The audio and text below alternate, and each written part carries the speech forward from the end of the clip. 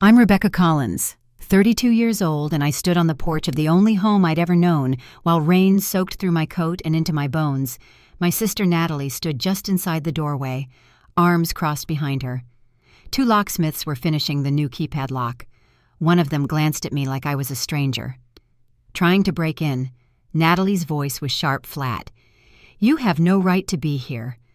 By the time the door closed, in my face, I realized this wasn't some misunderstanding. This was the ending of something I had spent my entire life protecting. Before I go any further, let me know where you're listening from in the comments and tap, like if you've ever given up everything for someone only to be shut out when it mattered most. I grew up in a small town in western Pennsylvania, just off Route 34. Our house sat on Maple Street, a white two-story colonial with chipped green shutters and a porch swing. My dad repaired every summer. It wasn't grand, but it held the kind of love you feel in hand-me-down quilts and the scent of cinnamon rolls on Sunday mornings. I was the older one by 8 years, always the steady one, the rule follower. Natalie came along late, a surprise baby with curls that never stayed brushed and a wild laugh that filled every corner of the house. Our parents, Harold and Eleanor, believed in hard work and kindness. They owned the hardware store on Main Street and never once turned away. Someone short on cash.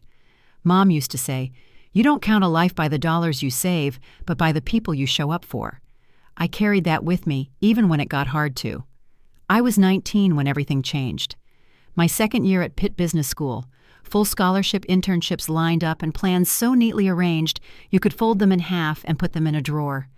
The call came just after 2 a.m. The officer's voice was gentle but sure. Their car had gone off the highway in a storm, hit the guardrail head-on. They didn't make it that night. I left Pittsburgh and came home for good. Natalie was only 11, skinny shoulders shaking in a dress too big for her frame. When I told my advisor I'd defer for a semester, she took my hand, said, "Your scholarship will be waiting." It wasn't a lie. Not then, but one semester turned into two, then into, never the only other family we had was Aunt Martha out in Arizona, already struggling with her own health. I couldn't put Natalie on a plane to a stranger. I couldn't put her anywhere that didn't feel like home. So I stayed. I found a job at Clark's Diner, worked doubles when I could, then added night shifts at the box plant on the edge of town. Natalie had new shoes every year. Clean clothes I made. Her lunch cut apple slices into stars, read every assignment she hated doing. She never had to know just how close we cut it when she got into Drexel. I cried like a mother might cried over the letter she held up in our kitchen, with shaking hands. We'd made it. I thought together. I still paid the bills, worked extra to help cover what her scholarship didn't cover. The house was finally paid off by then, mostly thanks to the last of the insurance money we never talked about. Whose name was on the deed, just kept living there like it was always meant to be, both of ours. She met Kenneth Jr. year, a polished man with 2 white teeth and shoes that never touched dirt. I tried not to judge. He was kind enough at first, a little smug, but harmless. Or so I thought when they got engaged. I helped pay for the flowers, dipped into the college fund. I still secretly hoped to use, someday. Didn't matter.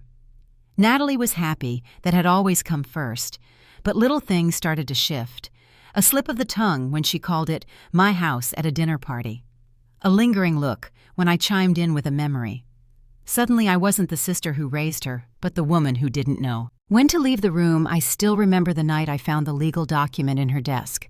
A folded piece of paper with my name nowhere on it. Options for sole ownership of the home. The home I gave up everything to protect, but I told myself it was nothing, just a lawyer covering her bases. We were family, right? The last thing I expected was to come back from Chicago a day early and find the locks changed, and that's where I'll pick up in part 2 when I realized Natalie had rewritten the story of who we were and what this house meant. The morning I flew back from Chicago, the sky was a soft, pale gray. I didn't tell anyone I was coming home early. The last day of my training program had been canceled, and I figured I'd surprise Natalie. Maybe we could order Chinese food, watch one of those old black and white movies she used to love, sit on the couch like we hadn't in years. The cab pulled into the driveway a little after 4. There was a van parked at the curb with Boston Security Solutions printed on the side in clean white letters. I hadn't seen it before, but I didn't think much of it until I noticed two men by the front door. One was unscrewing the lock, the other holding a box with wires. I got out of the cab and walked up slowly, wheeling my suitcase behind me. The air felt heavy like it always did right before a storm. "Excuse me," I said, stopping a few feet from the porch. "What's going on?" One of them didn't look up. "Security upgrade, ma'am. New system going in. I didn't order anything." The door opened. Natalie stepped out in a navy suit and low heels, the kind she used to call her serious shoes. When her eyes landed on me, something flickered surprise, then calculation. "You're not supposed to be here," she said. "Your flight's tomorrow." The last session was canceled. I thought I'd come home early. Before I could ask again what was going on, Kenneth came up behind her. He looked me up and down, then put his hand on her shoulder like always. "You're early," he said. I looked past him to the half-installed keypad. "Why are you changing the locks?" Natalie squared her shoulders. "Rebecca, we need to talk." Her tone was different, clipped, measured. I knew that voice. It was the one she used when talking to clients. "We've made some decisions about the house," she said. "What decisions?" I asked. She took a deep breath. "I've spoken to several attorneys. Legally, the property belongs to me, always has. That's not true." Kenneth cut in. "Actually, it is. The deed transferred solely to Natalie after your parents passed. As the owner, she has the right to determine occupancy. Show me the paperwork." I said, my voice tight. Natalie went inside, returned with a folder, and handed it to me. I opened it under the drizzle, now starting to fall, skimming through the lines of legal print. Something felt off. The will didn't look like the one I remembered. The formatting, the language, it all felt different. "This isn't the original," I said. "It's the official filed version," she replied. "I'm sorry, Rebecca, but you need to find somewhere else to live." I couldn't move. Rain soaked through my sleeves, my hair stuck to my face. "You lived here rent-free for years," Kenneth added. "Rent-free," I repeated. "I paid the mortgage. I paid the taxes." Kenneth shrugged. "That was your choice. There was no legal obligation." I took a step forward. "My things are inside. You'll be allowed one supervised visit to collect essentials," Natalie said. "We'll arrange the time." With supervision, Kenneth crossed his arms. "You don't live here anymore." I turned and saw the Hendersons watching from their porch. Mr. Finley was at the edge of his lawn, his arms folded. They weren't staring out of curiosity. They knew something wasn't right. "Natalie," I said quietly, "please. This is our home." For a second, I saw something in her expression. Not anger, not triumph, just something unsure. Then Kenneth's hand pressed gently against her shoulder, and it vanished. "Not anymore," she said. "Goodbye, Rebecca." The door closed. The locksmiths kept working. Neither one looked at me. I didn't know where to go. I called Lauren from the sidewalk, standing in the rain with my suitcase. She answered on the second ring and didn't ask questions. "Come here," she said. "Now." Her apartment was barely 600 square feet. I'd been there a dozen times for coffee or a quick dinner. It had one bedroom, a galley kitchen, and a futon that folded out into a couch. She had a towel waiting and wrapped it around my shoulders the moment I walked in. "What happened?" she asked. I sat down on her couch and couldn't speak. 3 days later, an envelope arrived by courier. The return address was Cartwright Sullivan and Hayes, a high-profile law firm in Boston. Inside was a formal eviction notice. It referred to me as a tenant at will and demanded that I stay away from the property except for a scheduled supervised visit. But one page stopped me cold. It was a document I barely remembered signing back when our parents had just passed, and I was trying to handle funeral plans, insurance, and legal forms all at once. Natalie had said it was for insurance, a routine signature, but it wasn't. It was a document relinquishing any claim to our parents' estate, including the house. I took the paper and went into Lauren's tiny bathroom, sat on the floor by the tub, and stared at the tile. My hands shook. My chest ached. I had spent 13 years raising Natalie, holding our world together, with my bare hands. I worked through winters so cold my knuckles cracked, summers so hot I couldn't breathe in the kitchen. I missed college, missed birthdays, missed the chance to start over. Now I had nothing. Lauren brought me tea and didn't ask questions. I kept going to work at the diner. Every day I poured coffee, cleared plates, and smiled at customers who didn't know I was sleeping on a couch and living out of a suitcase. Some of them had known me since I was a teenager, but I couldn't bring myself to explain. On the 8th day, a mother came in with 2 little girls. One of them had Natalie's exact laugh. I had to excuse myself and lock the bathroom door behind me. That night, Lauren sat down next to me on the futon. "This can't go on," she said. "You need to fight." "She's a lawyer," I said. "She has money. She has all the papers." Lauren pulled out her phone. "My cousin Ethan is a property attorney. He's not fancy, but he knows what he's doing. Let's call him." 2 days later, I sat across from Ethan Hayes in his office, above a hardware store in the next town. The walls were lined with old casebooks and framed certificates. He looked maybe mid-30s with steady eyes and sleeves rolled to his elbows. "Tell me everything," he said. So I did. I started at the beginning, our parents' accident, deferring school, working 2 jobs, sewing Halloween costumes, paying bills, covering tuition. I told him about Kenneth, about the wedding, the changed locks, and the paper I'd signed all those years ago. Ethan took notes the whole time, occasionally asking questions. When I handed over the eviction letter and the so-called will, he read them closely. "Do you want to fight this?" he asked when I was done. I looked at my hands. "It's not about hurting her," I said. "It's about what's right. That house, my life, is in those walls." He nodded. "Then we have work to do. I didn't know it yet, but we were about to uncover more than a dispute over ownership, and everything would begin with a forgotten safe deposit box." The week after my meeting with Ethan felt different. Not lighter exactly, but more focused. We met twice more in his quiet office above the hardware store, going over timelines, receipts, and bank records. He asked questions I hadn't thought to answer: how much I'd paid for Natalie's college books, how many years I'd covered the winter oil bills. Every small detail started to matter. He explained something called a constructive trust, how the years I spent paying for the house, fixing leaks, replacing gutters, and keeping the taxes current could give me a kind of implied ownership, even if the deed said otherwise. And that the document I'd signed after our parents' death, while troubling, might be challenged under the right conditions. Especially, Ethan said, if we can prove your signature wasn't informed, that you didn't understand what you were giving up. I nodded.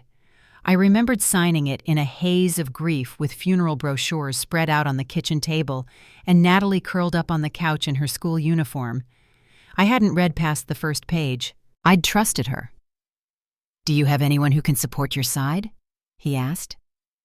I paused. Then I started making a list. I called Mrs. Donovan, Natalie's old high school English teacher. She remembered writing her a college recommendation and said she still had a copy of the essay Natalie had submitted with her application. The essay described our parents' death and how I'd taken on the role of caretaker. Mrs. Donovan offered to send it over. Then I knocked on Mr. Finley's door. He looked surprised to see me, but waved me in without hesitation. Over black coffee in his kitchen, I told him what had happened. He didn't seem shocked, just sad. Harold told me once, he said that he kept all the important documents in a safe deposit box at Brookfield Community. Ever check that I hadn't. In the chaos of losing them, I'd forgotten it even existed. The next morning, I drove to Brookfield Community Bank. The woman at the front desk asked for my ID and made a quick call. 10 minutes later, I was led into the back down a hallway that smelled faintly of paper and something floral. The box was smaller than I expected. Inside were birth certificates, insurance policies, an old family passport folder, and 3 envelopes, 2 of them sealed. The third held a will. I took everything and drove straight to Ethan. He opened the envelope carefully and read the document line by line. Then he read it again. "This is the original," he said quietly. "The one Natalie filed. It's not the same." It was clear. The house had been left to both of us equally. "That's fraud," Ethan said. We sat in silence for a moment. Then he nodded once. "This changes everything." That afternoon, we filed a counterclaim fraud, breach of fiduciary duty, and intentional infliction of emotional distress. Ethan also filed for an emergency injunction to block any sale or refinance of the property until the case was resolved. As we waited for the court's response, Ethan brought in someone else, Kelsey Wong, a financial investigator. She worked quietly, efficiently, and 3 days later came back with a folder. It was thicker than I expected. Kenneth wasn't who he claimed to be. He had no stable business, no steady income, and a long history of lawsuits. There were failed partnerships in Boston, 2 judgments against him for unpaid loans, and a federal tax lien pending review. Ethan spread the documents across his desk page after page. "I think I know why he pushed so hard to get Natalie on that deed," he said. "They were never planning to keep the house. They needed the equity." I stared at the page in front of me. It was a letter from a private lender addressed to Kenneth confirming pre-approval for a home equity loan signed 3 weeks before I was locked out. We sent a formal letter to Natalie's attorneys attaching the original will and requesting mediation. No response. The judge approved the injunction 5 days later. The house couldn't be sold, transferred, or modified until the case was heard. It should have felt like a victory, but I couldn't sleep. Late one night, I pulled out the rest of the papers from the safe deposit box and began sorting through them again. In the bottom of the folder was a second envelope sealed and marked in my mother's handwriting. Natalie, private. I stared at it. The return address was from a county in upstate New York. The birth certificate inside didn't list our parents' names, but the adoption decree did. Natalie had been adopted when she was a baby. I hadn't known. I was 8 years old when she came home. Our parents never once made a distinction between us. Also in the envelope was a letter folded, but never opened, written by our mother addressed to Natalie, meant for her 18th birthday. The handwriting was unmistakable. I called Aunt Martha that same night. She was technically my mother's best friend, not a blood relative, but she'd always been part of our family. "I was hoping this wouldn't come up," she said when I told her what I'd found. They planned to tell her when she was older, after graduation. But then the accident happened. Did she ever know I asked? I don't think so. We sat on the phone a while longer. She told me our parents had struggled with infertility for years before I was born, and after me they couldn't conceive again. They had adopted Natalie at 3 weeks old. They never saw her as anything but theirs. As I sat at Lauren's kitchen table later that night, I stared at the sealed letter. I didn't open it. I placed it in a separate envelope and tucked it away. The next morning, I brought everything to Ethan. I told him what I'd found and what I planned not to use. Legally, he said, this doesn't change much. Adopted children have the same rights. But if Kenneth found this and used it against her, it could explain a lot. We didn't have to wonder for long. 1 week later, during a deposition, Kenneth made a passing remark that silenced the room. He leaned back in his chair, smirking. "It's not like she's even a real Collins." His lawyer looked up in alarm. Ethan glanced at me, then quietly requested a recess. Afterward, we put the pieces together. Kenneth had somehow found the adoption papers, and instead of telling Natalie gently he'd used it, twisted it, turned it into a wedge between us. That explained the shift, the sudden coldness, the need to claim the house to prove something. Natalie hadn't just pushed me out. She had been manipulated into believing she didn't belong unless she owned it outright. She wasn't just acting out of ambition. She was acting out of fear, and I needed to find a way to reach her before it was too late. I knew I had to see Natalie, alone, without Kenneth or lawyers or the weight of depositions between us. I'd been thinking about how to reach her ever since the deposition, ever since Kenneth let that remark slip and the whole room went quiet. She hadn't looked surprised. She'd looked cornered. I couldn't call her. Every message I'd sent had bounced back through her attorney. And the last time I tried to approach her outside her office, a junior associate had stepped in and handed me a cease and desist letter. So I thought about where we used to talk. Really talk. Millie's Diner sat at the edge of town just off Route 9. It was where we'd gone after our parents' funeral, where she told me she'd gotten into Drexel, where I'd bought her a milkshake the morning she left for college. It wasn't fancy, but it was ours. I sent a message through a mutual contact at her law firm. No threats, no legal talk, just a line. Tuesday, 3 p.m., Millie's. No lawyers. Just talk, please. I didn't know if she'd show up, but I got there early and chose the booth by the window. The same one where we'd once split a grilled cheese sandwich and cried over math grades. At exactly 3:00, the bell above the door rang. Natalie stepped inside, crisp, blazer-buttoned, tight hair smoothed into a neat bob. She looked around quickly, then walked over and slid into the seat across from me. Her hands stayed in her lap. "I told Kenneth I had a client meeting," she said quietly. "I have 30 minutes. Millie came over, gray-haired and warm as always. Her eyes lit up. "Well, look at this. The Collins girls. Been too long. Still apple pie and coffee." Before Natalie could answer, I nodded. "Yes, please." Millie smiled and shuffled away. There was silence between us for a while. Natalie looked at her hands, then out the window. I let it sit for a minute before I said anything. "I'm not here to fight," I said. "I just want to give you something. Something I found." She looked up. I took the sealed envelope from my bag and slid it across the table. Her name was written on the front in our mother's handwriting. Her fingers touched the edge but didn't pick it up right away. "I found it in Dad's safe deposit box," I said. There were a few things. The original will. The adoption decree. This letter. Meant for your 18th birthday. Natalie's eyes locked on mine. "You knew I didn't," I said. "Not until a few weeks ago. I never knew you were adopted." She finally picked up the envelope and held it lightly. "Kenneth told me you always knew, that everyone had lied to me but you most of all." "That's not true." Her voice dropped. "So it's real. I'm not your sister. You are absolutely my sister," I said. "Mom and Dad chose you. They loved you just as much as they loved me." Millie returned with 2 steaming cups and 2 slices of pie. The smell of cinnamon drifted up between us. It was almost too familiar.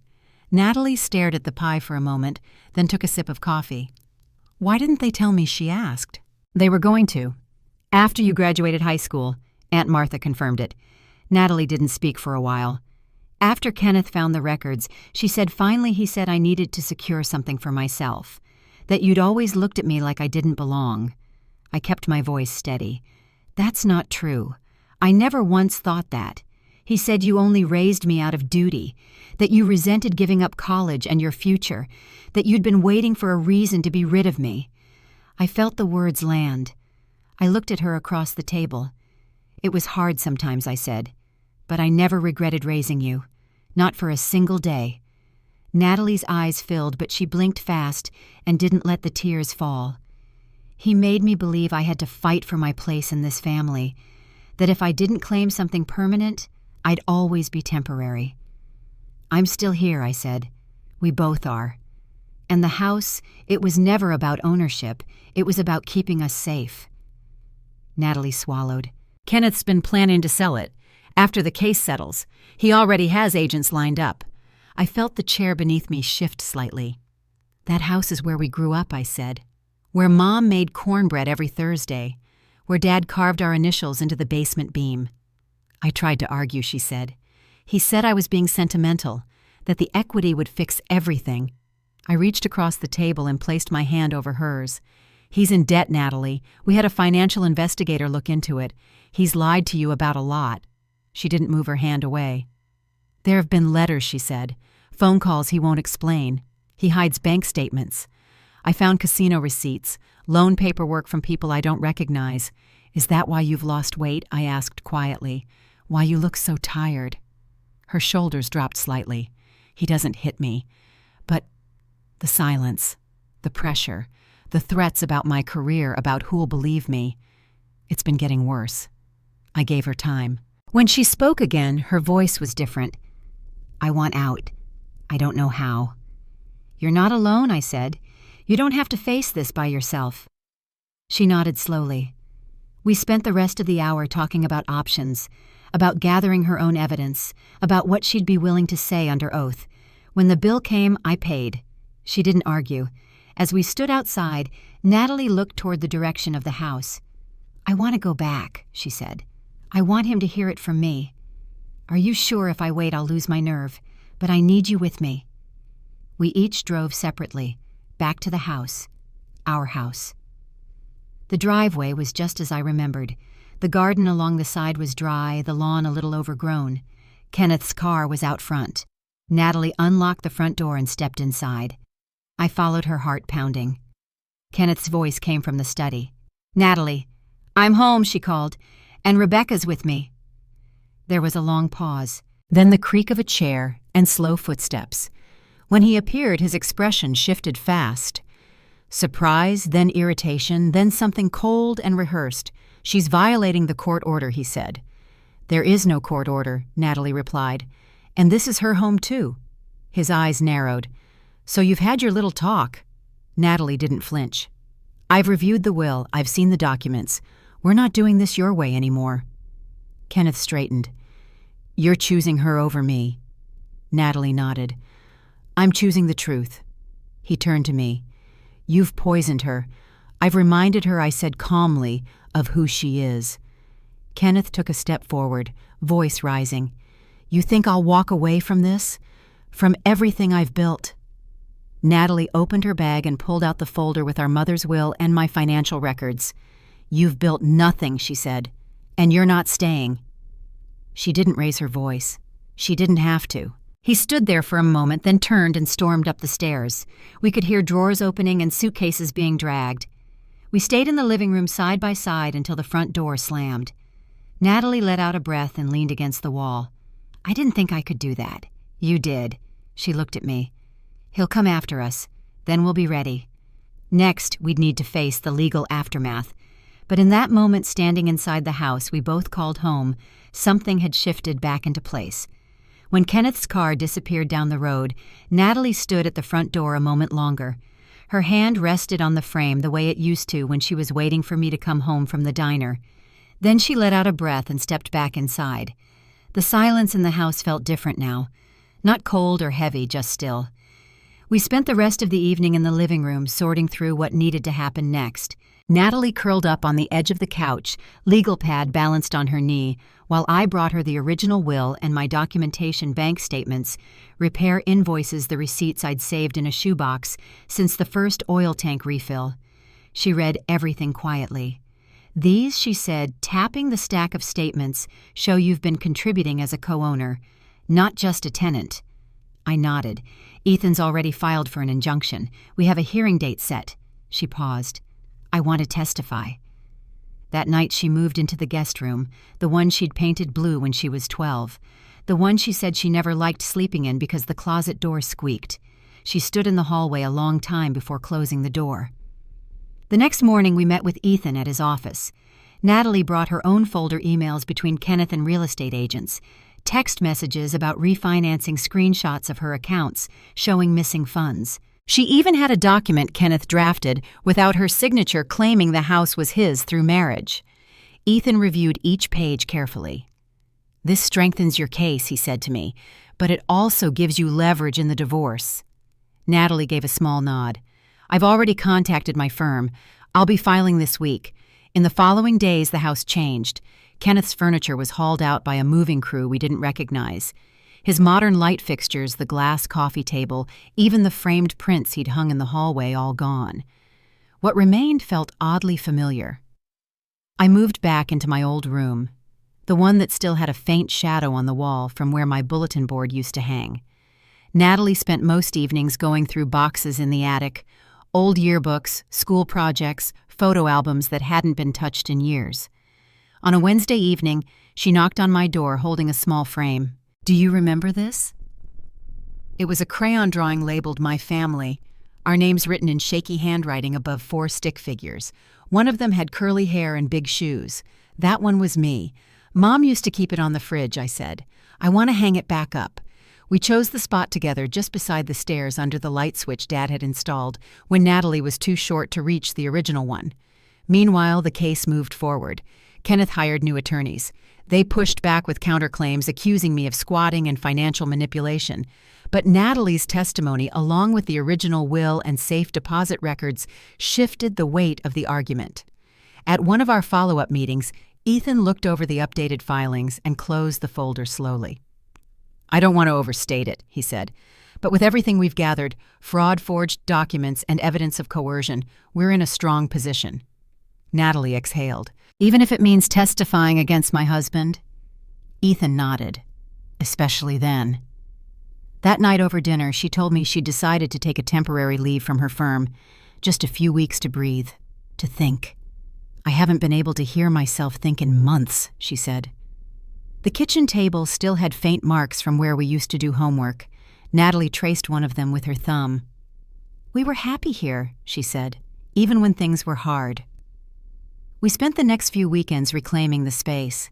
We painted the living room a warm cream color and patched the cracks near the window where the draft always came through. We cleaned the garage, pulled weeds from the yard, and planted bulbs our mother used to love, iris tulips and daffodils. Neighbors began to stop by. Mr. Finley brought over his toolkit and helped Natalie fix the back gate. Mrs. Donovan dropped off zucchini bread and asked if we were planning to repaint the shutters. "We are," I said. "Forest green," just like before. Each visit, each gesture reminded us that we weren't alone, that this house still stood on roots deeper than paperwork. But the final push came the day Natalie found Kenneth's second phone. It had been tucked into a coat pocket in the back of the upstairs closet, password protected. But the text notifications kept lighting up. Messages from unknown numbers, names we didn't recognize, mentions of wire transfers, payment deadlines, and something about collateral. She turned it over to Ethan.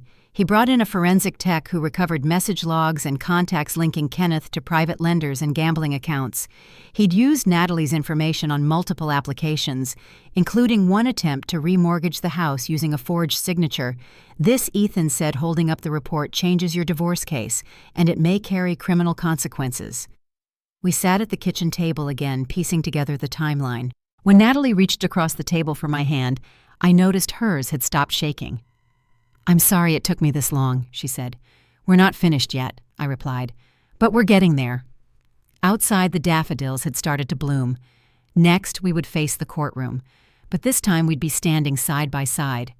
The court date arrived with an overcast sky and the kind of stillness that makes you notice the sound of your own shoes. Natalie wore a navy dress and flats. I brought a folder with documents Ethan had already filed, but it felt better holding something in my hands. We sat side by side in the hallway outside the courtroom, our names posted in block letters on the docket board. Her fingers tapped against her knee. Mine stayed clenched around the handle of my bag. When the doors opened, we walked in together. Kenneth was already seated at the defendant's table, flanked by his attorneys. He didn't look at us. His face was carefully composed, calm, unreadable, the way it always was when he wanted people to think he was in control. Judge Ramirez took the bench. She read through the initial motion summaries, then looked out over the room. "This case involves overlapping property claims, allegations of fraud, and a contested divorce," she said. "Let's begin with statements from both sides." Ethan stood first. He introduced our evidence clearly, without embellishment. He referenced the original will, the safe deposit box, and my years of paying utilities and maintenance. Then he handed the judge the adoption decree and financial reports from the forensic investigator, organized in the same blue folder Natalie had given him 2 weeks earlier. After that, Natalie stood. "My name is Natalie Collins," she said. "I'm an attorney licensed in the state of Massachusetts. I am also the person who filed the deed transfer that wrongfully excluded my sister from legal ownership of our family home." She paused. The room was still. "I filed that document under the influence of misleading information, emotional coercion, and financial manipulation by my former spouse, Kenneth Preston." Her voice didn't waver. What began as an attempt to simplify legal paperwork turned into something I now recognize as a pattern of control and isolation. Rebecca Collins raised me after our parents died. She paid the mortgage, the taxes, and every household repair. She made sure I finished school, even when it meant giving up her own education. She turned slightly toward me. "She is my sister, and this house belongs to both of us." Ethan sat back, his expression unreadable. Kenneth's attorneys rose next. They argued contract law pointed to the document I signed years ago and claimed it was clear relinquishment of interest. They insisted Kenneth acted on good faith business intentions and that Natalie had voluntarily pursued legal separation due to unrelated issues. Then Kenneth asked to speak. The judge gave a quiet nod. He stood slowly, his hands folded in front of him. "Natalie was always insecure about her place in the Collins family," he said. "I simply helped her realize what was rightfully hers. Rebecca treated her like a project, not a sister. And I stepped in when Natalie needed direction." He turned toward the judge. "Everything I did was legal. Maybe not gentle, but legal." Judge Ramirez didn't react. She asked both parties to submit final written statements within 2 days and adjourned the hearing. Outside the courthouse, Natalie let out a long breath. "It's done," she said. "For today," I replied, "but I think it landed." Back at the house, we didn't say much. We reheated soup, put on an old movie neither of us really watched, and fell asleep on opposite couches. I woke at 2 a.m. to find Natalie still sitting up staring at a photograph of our parents that we'd set back on the mantel. 2 days later, Ethan called. "The judge ruled in your favor on the injunction," he said. "No sale, no refinance, no claim from Kenneth, and your co-ownership is reinstated pending final property reassignment. What about the divorce?" "That's a separate matter, but the evidence you've gathered gives Natalie leverage, especially the misuse of her financial identity. The legal part wasn't over, but the power Kenneth once held was fading. A week later, Natalie served him with final divorce papers and a formal restraining order. His attorney requested a mediation session, hoping to negotiate a faster settlement. Natalie agreed on the condition that she wouldn't have to see Kenneth face to face. At the mediation, Ethan presented records of gambling debts, phone messages from the second phone, and documentation of Kenneth's attempt to file fraudulent loan paperwork using Natalie's name. The offer that followed came quickly. Kenneth would walk away with no claim to the house in exchange for Natalie not pursuing criminal charges for identity misuse. He would also withdraw all countersuits related to the property. Natalie nodded as Ethan slid the final agreement across the table. "I accept." Later that afternoon, we stood in the backyard with 2 mugs of tea. The grass had grown a little uneven again. A few tulips were blooming near the porch. "I'm going to take some time off," she said. "Real time this time. Not just a leave." "Good," I said. "You've earned it." She looked down at the mug in her hands. "And after that, I think I want to work somewhere that helps people like us. People who don't know they have a voice until it's almost too late. You'd be good at that." She smiled. "So would you." I laughed. "I'll stick to making apple pies and repainting the stairwell." But something had shifted in both of us. Not just the return of the house, but the quiet understanding that we were healing. One conversation, one room, one memory at a time. The next chapter hadn't started yet, but we were ready to write it. Together. The 6 months that followed were quieter than anything I'd known in years.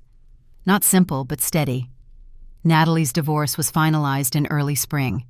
The final property settlement confirmed what we'd fought for: equal ownership of the house, just as our parents had intended. Kenneth left Massachusetts shortly after. According to Ethan, he'd moved to Nevada, where the laws were more favorable for avoiding creditors. We heard rumors about new business ventures, but none of them stuck. His name disappeared from our mailbox, from our town, from the life we were rebuilding. Natalie and I began repairs room by room. We stripped wallpaper, patched cracks, sanded baseboards. In the evenings, we made lists of what to keep and what to donate. Gone were the sharp-edged furniture pieces Kenneth had chosen. We replaced them with warm wood tones, soft chairs, and throw pillows in the colors our mother had once loved. One Saturday, we spent the entire day clearing out the attic. Dust clung to our clothes, and we kept the windows open even as the air turned chilly. Natalie found a box of old-school projects, including a shoebox diorama she'd made in 3rd grade. It was the kitchen complete with a tiny paper oven and a plastic spoon glued to the counter. "This was the night you taught me how to make grilled cheese," she said, brushing dust from the top. "You let me flip it by myself." "Burned the edge. Remember, I said. "You called it your masterpiece." She smiled and set the box aside to keep. Lauren came by that afternoon with homemade muffins and a tray of iced tea. She hadn't been inside since Kenneth locked me out. As soon as she stepped through the doorway, she looked around and nodded. "It feels like yours again." Ethan stopped by the following weekend to help us fix a cabinet door in the laundry room. He stayed for dinner, and after Natalie went to bed, he lingered at the table while I washed dishes. We talked about the court case, about how rare it was to see a resolution like ours. "You both fought hard," he said, drying the last plate. "It shows." Natalie began working part-time at a nonprofit legal center in Boston. Her focus was family law, especially cases involving guardianship and adoption. She found it meaningful, sometimes exhausting, but she said it was the first time she felt like her work mattered beyond billable hours. She kept her mother's letter in the top drawer of her desk. She'd read it many times by then quietly without explanation. She never shared the details, and I never asked. One evening in June, she came home holding a white envelope and stood in the doorway of the kitchen. "I found her," she said. It took me a second to understand. My birth mother, she added. Her name is Angela. She lives in Connecticut. I reached out. I set down my spoon and waited. We're meeting next weekend. She wrote back and said she'd like that. Do you want me to come with you? She shook her head gently. Not this time. The day of the meeting, Natalie left early with a small bag and a bouquet of sunflowers. She came back late, quieter than usual, but not withdrawn. We sat on the porch together watching fireflies flicker near the bushes. She was 17, Natalie said finally. Her parents sent her away to have the baby. She said she'd prayed for a family that would love me. And you got one, I said. I got two. The next few weeks passed quickly. We hosted a housewarming dinner in July to mark the completion of the renovations. Not a big party, just a gathering of the people who helped us rebuild. Lauren brought lemon bars.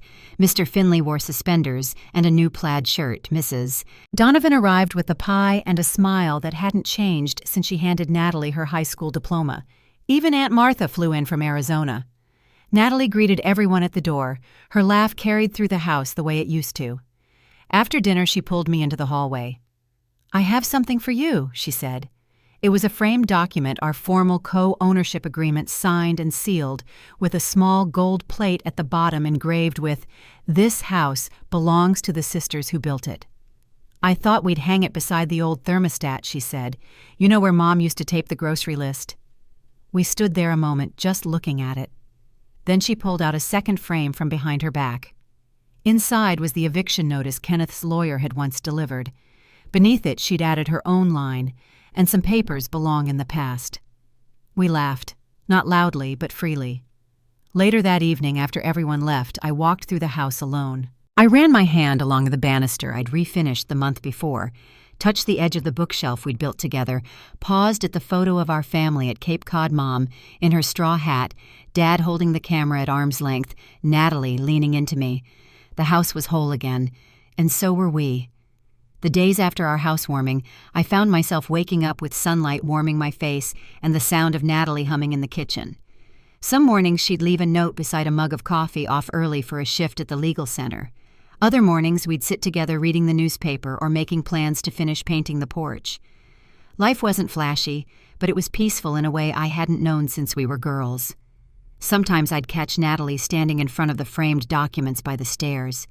She'd touch the gold plate that bore both our names or laugh at the old eviction notice now hung as a quiet reminder of how far we'd come. She called Angela every Sunday, slowly building a new relationship, and sometimes she'd share a story from those phone calls, a childhood memory that didn't quite match ours, but made us smile just the same.